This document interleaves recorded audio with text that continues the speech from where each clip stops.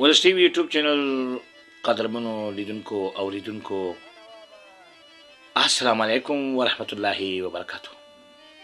قدرمن دوستانو د دې ځل به ډاکټر انجینر سید فضل الرحمن صاحب پاچا ستاسو په درانه خدمت کې د زهري د خبرونو سره حاضر شوم. خدای دې وکړي چې قدرمن دوستانو موږ سره دې خبر تر پایه متګانې وکړي او زموږ د خبرونه په غور سره ووري او بل آیکن ته غوټه سبسکرایب وکړي او په فیسبوک کې هم لایک او شیرینګ ورته ورکړئ. قدرمن دوستانو دغه یوټیوب چینل موږ خاص تاسو په خاطر باندې ستاسو د بیدارۍ لپاره او ستاسو د زړونو د سکون او د آرام په خاطر باندې دغه خبرونه شروع کړې دي. قدرمن دوستانو راتلونکي کې بیا موږ ان شاء الله نوې خبرونه تاسو ته وړاندې کوو چې یو خبرونه مو د ولسغږ یوټیوب چینل د لارې اسلامي معلوماتي خبرونه چې هغه کې موږ مختلف تقریرونه ته ځای ورکړی دی او دا هغه چینل دی چې دې کې موږ زهري یادونه سباوون داستان